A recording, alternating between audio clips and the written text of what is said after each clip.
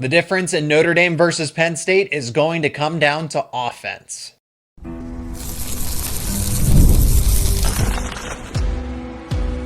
You are Locked On Nittany Lions, your daily podcast on the Penn State Nittany Lions. Part of the Locked On Podcast Network, your team every day. And as always, thanks so much for making Locked On Nittany Lions your first listen and watch every single day. My name is Zach Seyko. I'm your host of the show, and this is the official preview episode for Penn State versus Notre Dame. I'm going to give you my prediction, keys to the Orange Bowl, as well as injuries, game info that you need to be aware of leading to kickoff. Today's episode is brought to you by Game Time. Download the Game Time app, create an account, and use promo code LOCKEDONCollege for $20 off your first purchase. Be a part of this episode. Down in the comments section, let me know your final score prediction, any key matchups that you are looking forward to that you think will be the difference in this game. So if you are new to this show, if you are new to this podcast, I give you my score prediction first and then back it up with my reasoning, my analysis. The team that moves on to the national championship, the first ever college football title game in the 12-team format, I'm going to go with Penn State here. Over Notre Dame, 24-20 is my final.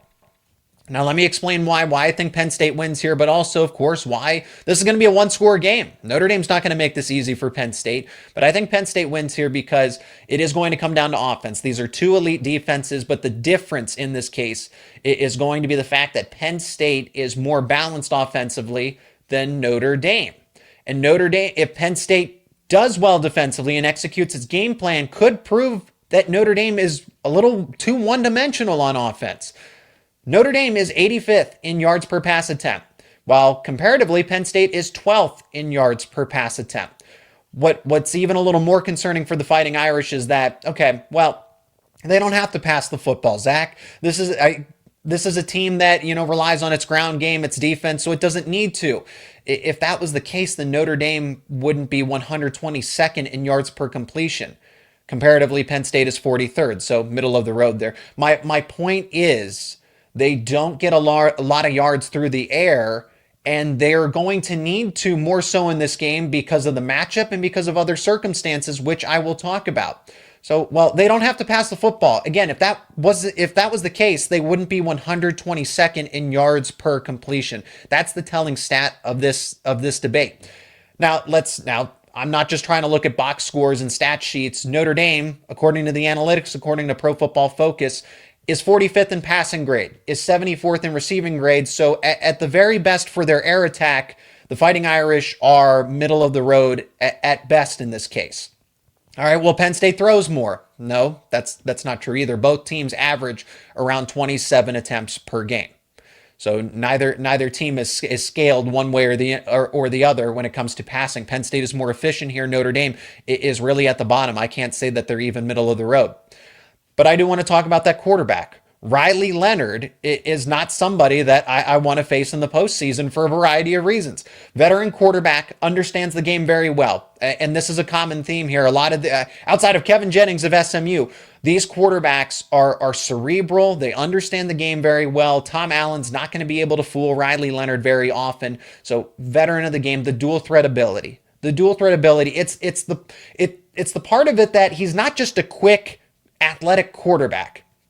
It's the ability that Leonard isn't afraid to make a play, that he strategically knows when to use his legs. It's the ability to ad-lib and keep plays alive. And in the passing game, he's probably going to need that because he's going to have to allow his receivers to get open, allow some extra time for the play to develop. And that's what Riley Leonard can do. He can read defenses well. He doesn't make mistakes very often, 6 interceptions on the season, and I like the way that he's just not afraid to throw his body around, keep plays alive, and do whatever it's necessary to win ball games. Honestly, Leonard has been one of my favorite quarterbacks in college football over the past few seasons, going back to his time at Duke. So Riley Leonard is a big reason why Notre Dame's offense is where it is, why they don't have to rely on a passing game that is weaker because of that dual threat ability, that strategic dual threat ability. And of course, I'm going to talk about Jeremiah Love, Jadarian Price, and all of that. But let me go back to why I think Penn State just has enough in this Orange Bowl against a Notre Dame team. Going back to the passing attack, Riley Leonard doesn't have this connection like Drew Allar and Tyler Warren do. And it's not just about being in sync. I'm not talking about chemistry. I'm talking about the value of the connection. If it comes down to crunch time and Notre Dame has to lead a come from behind drive, who is he going to on that drive? Sure, you could try to run the ball a little bit, but who is going to be that player? I know they have guys like Jordan Faison or a Mitchell Evans who is now healthier at the tight end position. But it's not to the extent of Drew Allar and Tyler Warren.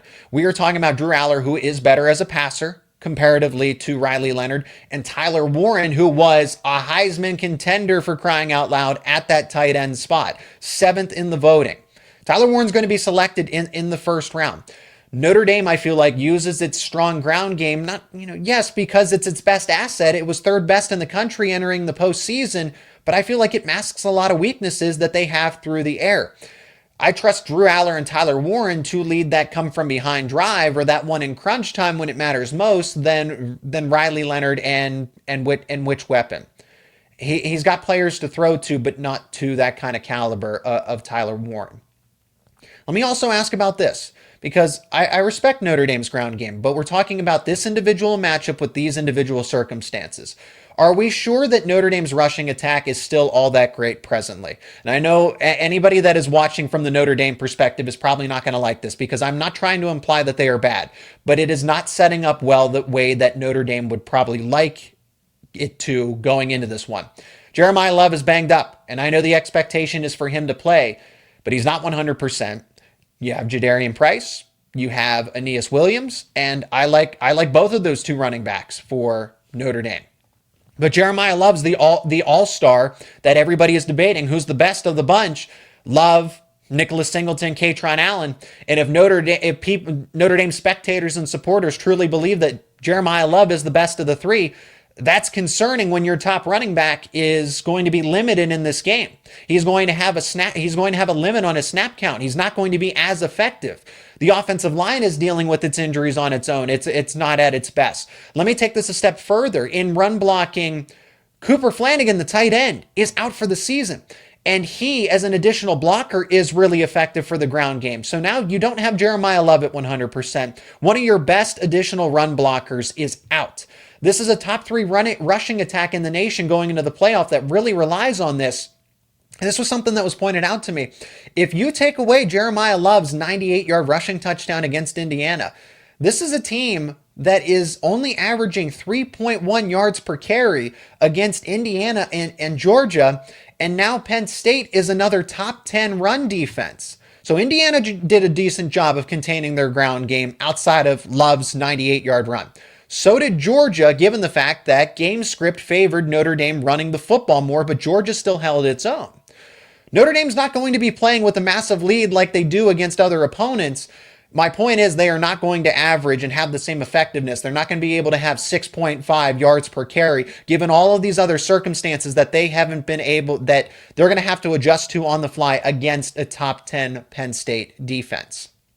Speaking of top 10 defenses, Notre Dame, objectively, analytically, statistically, is top 5 in the country.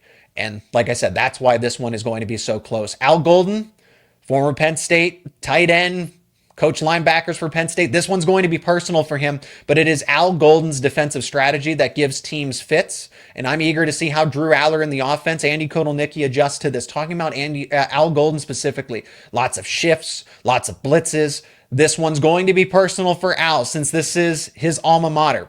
I would not be surprised. Drew doesn't routinely turn the football over. I'd be concerned about Drew throwing multiple interceptions in this game.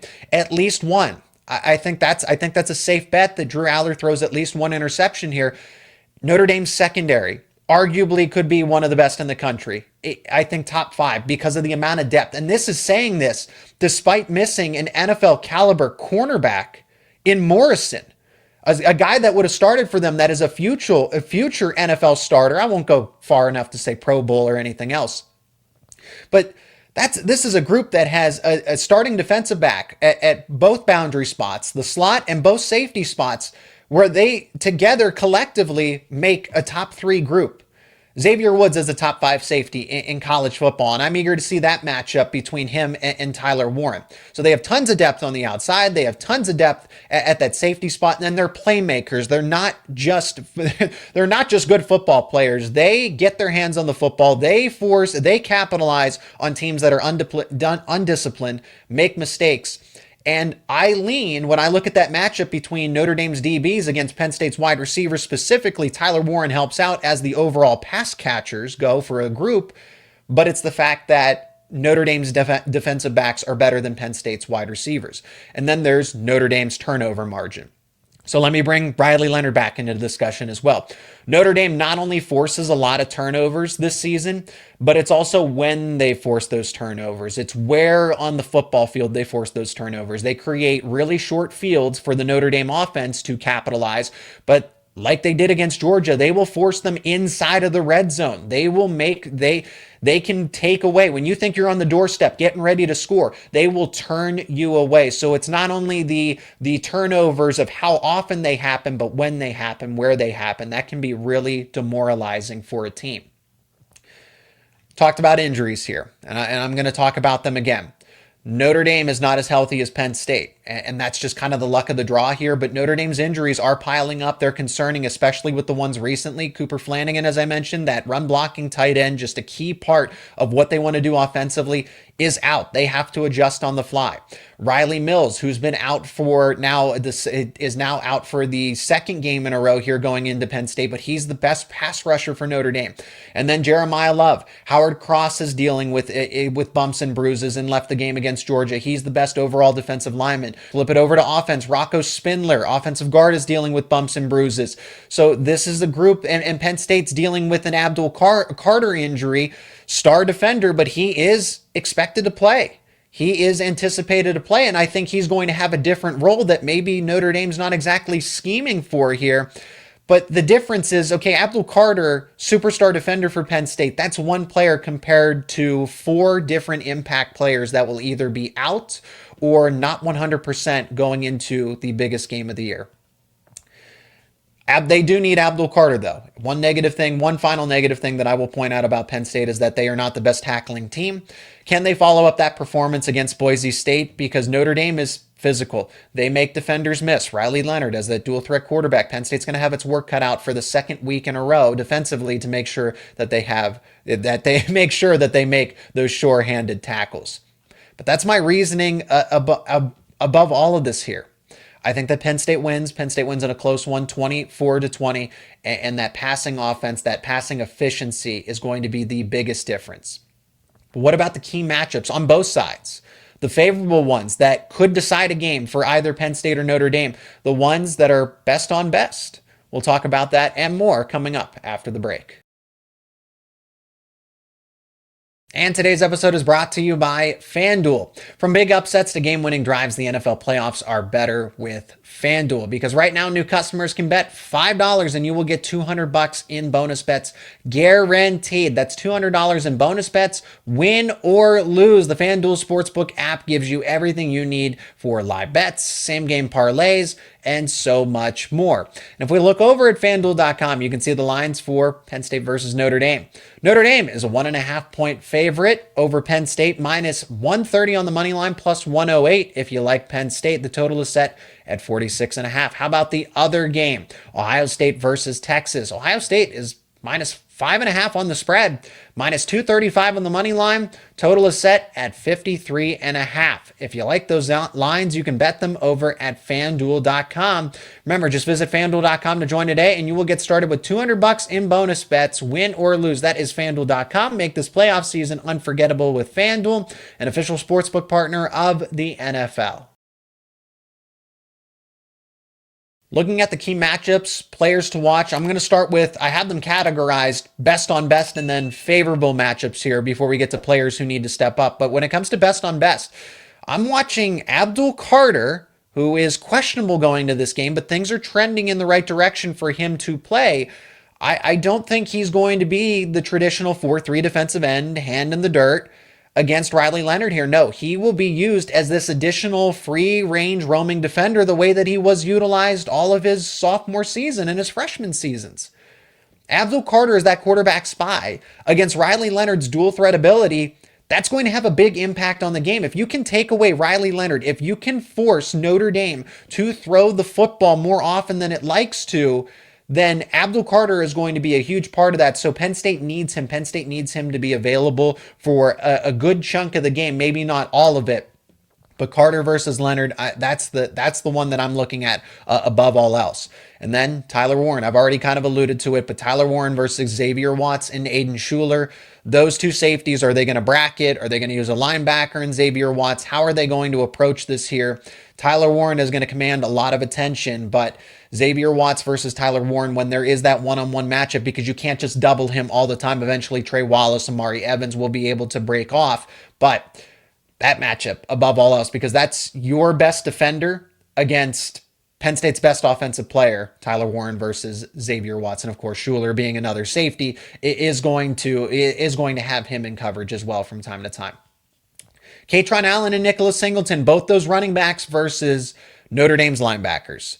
Drake Bowen, Jack Kaiser, veteran linebackers. What I really like about Notre Dame's backers is the fact that they time their blitzes very well. So it's going to be not only, hey, how are they defending against the run, but it really in blitz pickup. And in passing situations too, because I think Singleton and Allen are going to be needed more in the passing game than they are regularly. And how are Bowen and Kaiser going to do in coverage, but how are Singleton and Allen going to do in blitz pickup against these guys that just really know how to attack the line of scrimmage and get by that interior of any opposing offensive line? Those are some of the things. It's not just about, when did they tackle them after 4 or 5 yards? Blitz pickup, passing situations. Who's going to win that one? Allen, Singleton, or Bowen and Kaiser? And then the coordinators. I mean, it doesn't get any better than these four. It really doesn't. And that's what's going to happen as the teams are eliminated throughout the postseason process. But this is an all-star group. Best of the best in the country. Andy Kotelnicki versus Al Golden. Mike Denbrock versus Tom Allen. It could come down to play calling. It could come down to decision making because the margin for error is so slim here. If Andy Kotelnicki is going to go through a cold spell and not exactly call the best plays like he did against Boise State, you're not going to get away with that against Al Golden. He's going to make you pay for that. So you have to be on your A game. And Mike Denbrock, same thing. Sometimes Notre Dame's offense kind of sputters. And if Tom Allen's able to adapt, able to adjust, then that's where the defensive struggle comes into play, because I favor both Al Golden and Tom Allen for different reasons, mostly for personnel, because of the way they're able to capitalize on personnel. But Kotelnicki and Denbrock can still do a lot of things and be very creative. So this chess match on both sides, if you were a college football fan, if you're a football fan in general, you are going to love just how this is going to go back and forth on both sides. Now let's talk about the favorable matchups. Penn State's defensive backs versus Notre Dame's wide receivers. So I've highlighted, hey, Notre Dame's secondary is one of the best in the country, but Penn State's secondary doesn't get enough recognition, doesn't get as much as it should. From the safeties in the back end, Jalen Reed and Zachy Wheatley, to the guys on the boundary, which I'm going to focus on more so here. But A.J. Harris is going to be able to cover and win those matchups one-on-one against a Jordan Faison. Or I look at Jalen Kimber or Zion Tracy against a Bo Collins, against a Jaden Greathouse, and I lean Penn State's secondary the same way that I do Notre Dame's secondary against Penn State's wide receivers. So we flip it back over. The same thing here. Notre Dame's defensive backs against Penn State's wide receivers in particular. It's any of those guys. It's a Christian Gray, it's a Jordan Clark against Trey Wallace and Amari Evans. Now, I like the way that Trey Wallace and Amari Evans have played recently. But if I want to try to remain objective and have, look at this game as neutral as possible and say, okay, why does Penn State win this game? Where can Notre Dame capitalize? And it's in those matchups. I have to lean Notre Dame's defensive backs because I haven't seen enough from Penn State's wide receivers. Trey Wallace and Amari Evans have done well under the circumstances, but after that, everything's a big question mark. Where's Liam Clifford? Where's Julian Fleming? Tyser Denmark is supposed to be that up-and-coming freshman, and Penn State just does not have the reserves at wide receiver. So it's really Trey Wallace, Amari Evans, and nothing else to this point, at least what we've seen. Maybe somebody steps up in this situation, but I don't know how confident I am in that statement, given what Notre Dame has in its defensive backfield. Notre Dame's defensive line against Penn State's offensive line.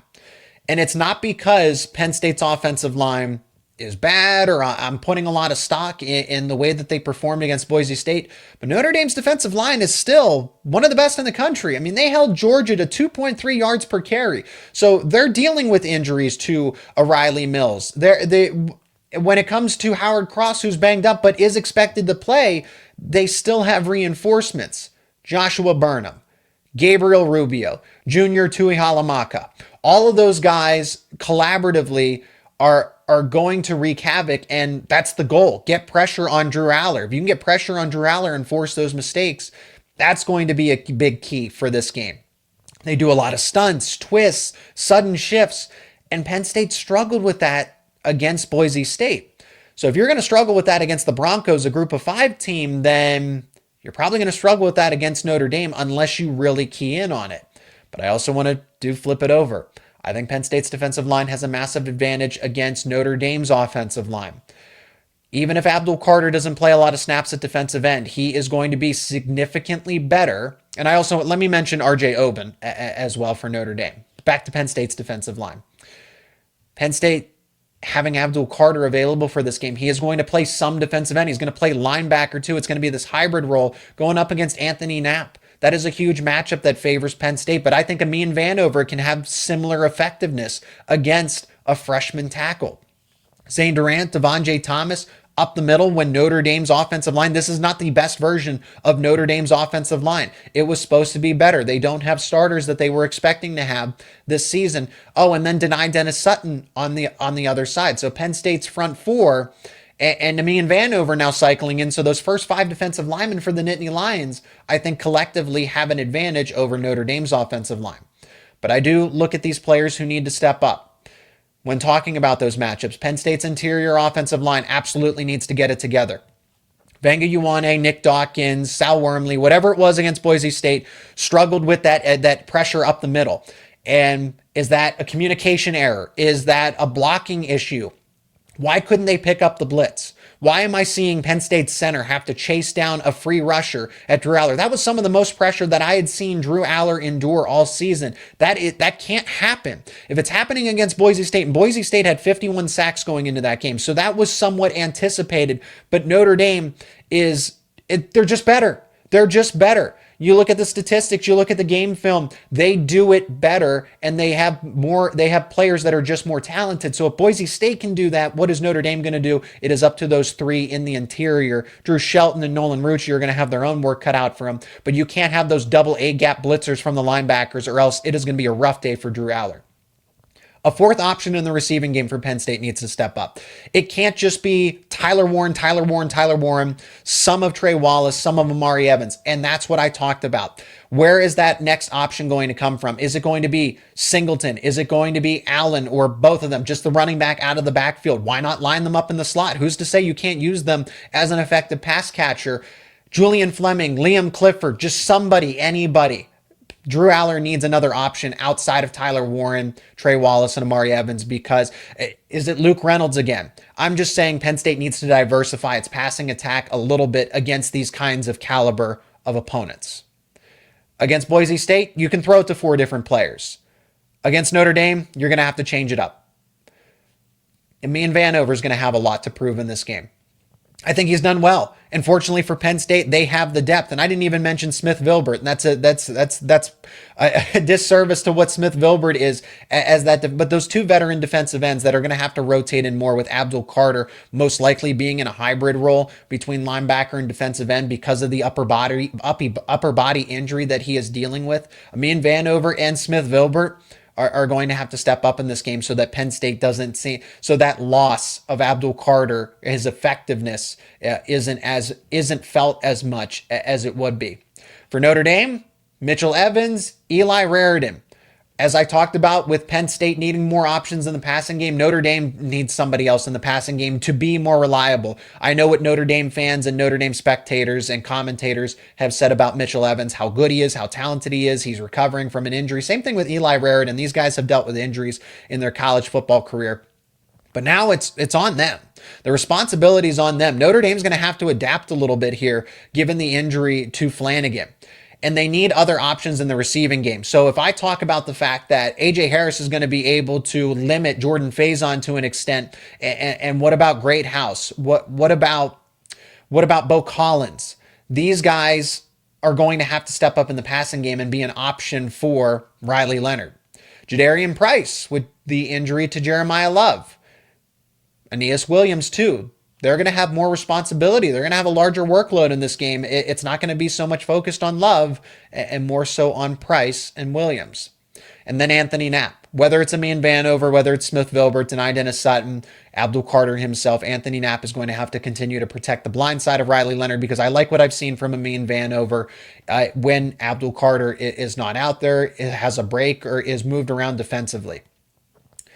So those are the key matchups overall. Talk about some keys to victory here for Penn State. What is the ideal path to a victory for both the Nittany Lions and Notre Dame, plus the injuries you need to know about, not only for Notre Dame, but for Penn State as well, in addition to Abdul Carter, plus some X's and O's. We're going to talk about that and more on the other side of this break.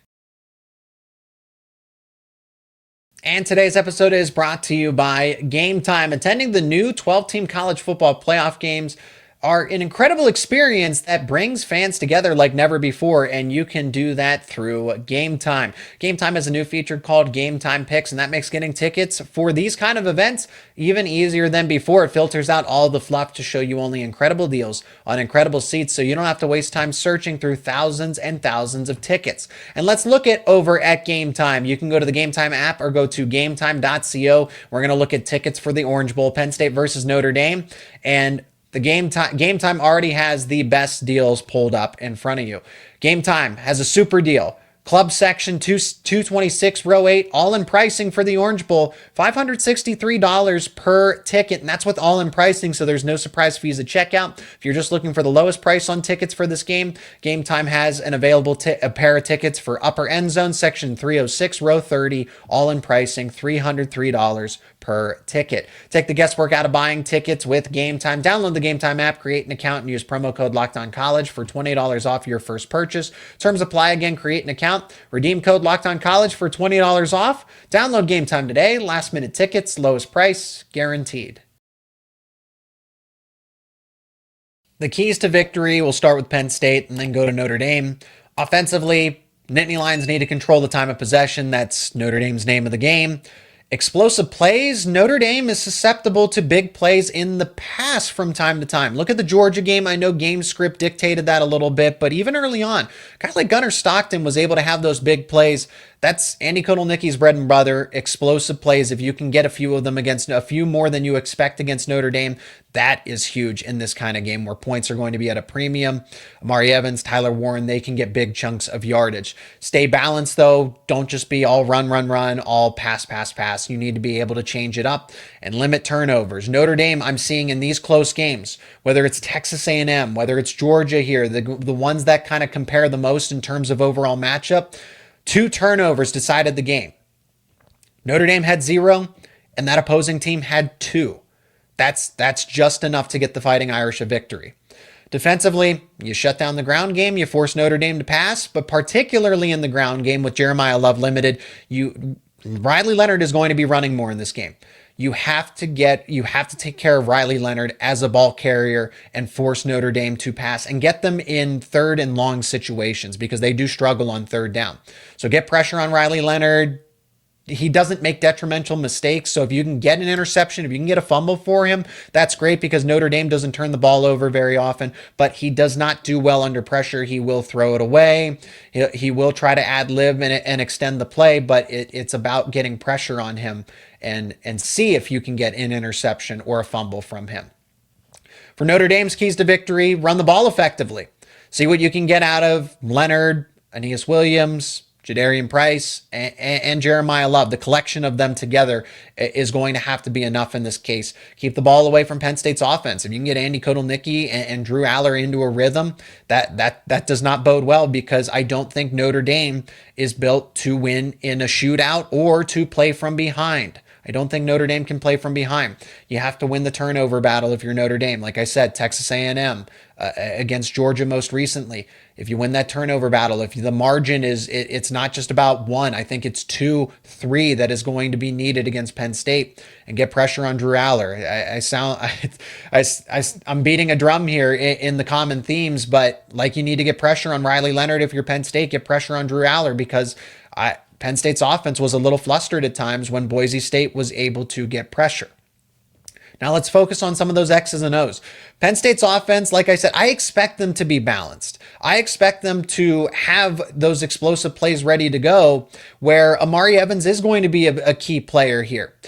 They're not going to be able to run the football effectively, so I could, as easily, maybe not effectively is not the right word, but easily. They're not going to be able to run the ball as easily against that Notre Dame front seven. And if you're Penn State, you're going to have to use the pass to set up the run. Easier said than done, but Trey Wallace, Amari Evans, Tyler Warren, I could see Penn State having a focus on throwing the football first. When I look at Notre Dame's defense, Al Golden, with what they like to do, they run multiple defensive looks. They run a lot of man coverage blitzes. They'll attack the interior of the offensive line with pressure up the middle. They do a lot of these defensive line shifts, so Penn State's going to have to communicate. They'll run a lot of cover one. So they're saying, hey, guys on the outside, cornerbacks, you're going to be in man-to-man situations. They trust their defensive backs a lot, particularly their cornerbacks on the boundaries. Penn State's defense versus Notre Dame's offense. Penn State runs a 4-2-5 base, but I'm expecting more of a 4-3, maybe some 5-2 because of the way that Penn State needs to sell out for the run. Penn State needs to sell out for the run in this game. And with Carter's injury, he's going to play. At least that's where things are trending. As that freelance defender, he'll line up wherever he needs to. Tom Allen has shown that even before this injury, he'll put him over the center. He'll put him back at linebacker. He'll spy. He'll do whatever. And I think that creativity is going to help in this game. I think it's smart to limit how many times he's as that 4-3 defensive end, because then he's not contacted. Then he's not necessarily hit on every single play. Play him as a linebacker hybrid spy so that you can manage his injury in this game. You run a similar defense to Al Golden.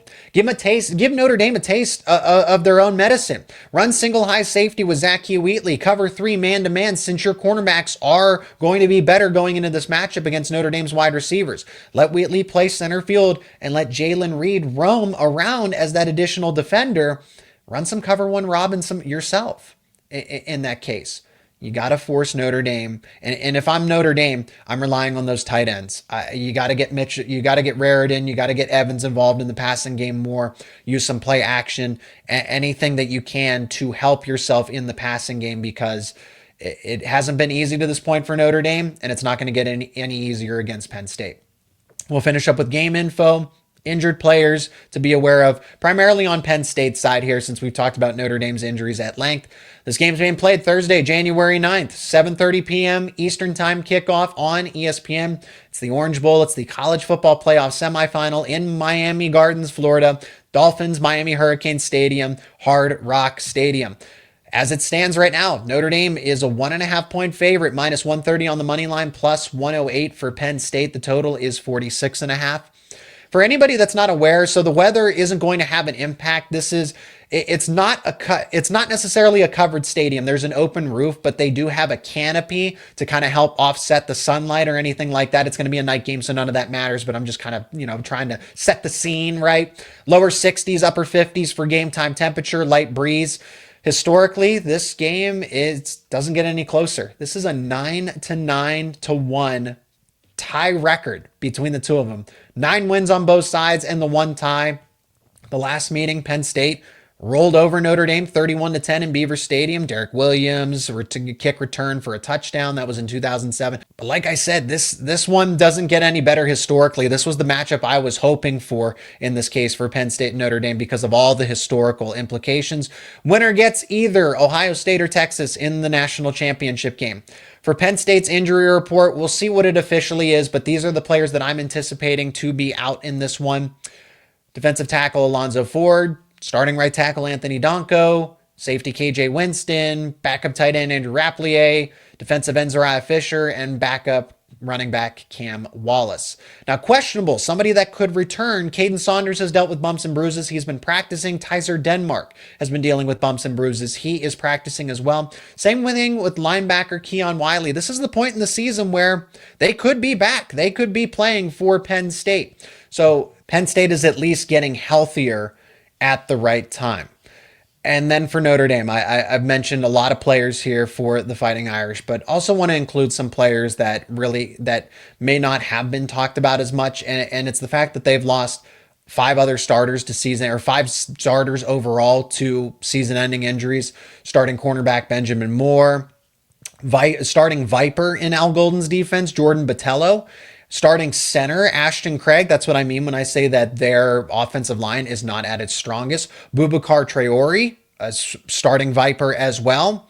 And then defensive tackle Riley Mills. So this group is not at 100%. And now you add in a Cooper Flanagan, you add Jeremiah Love to the injury report, as well as guys who injuries are just piling up for Notre Dame. And Penn State is healthier. That's the luck of the draw, but that is a huge factor going into this one. And that's going to do it for this one.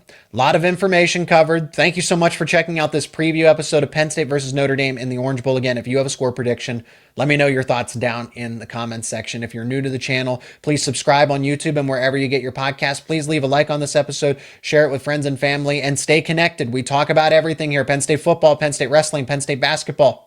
We'll have so much more coverage, so many more conversations around your favorite Penn State sports teams coming up soon here on Locked On Nittany Lions. And thanks so much for making Locked On Nittany Lions your first listen and watch every single day. For your second listen and watch, check out Locked On Big Ten with host Craig Sheeman. Craig puts the Big Ten first when others overlook it. And honestly, with all this discourse about the playoff, that seems to be the case. You can find Locked On Big Ten available on YouTube and wherever you get your podcasts. And it's part of the Locked On Podcast Network, your team every day.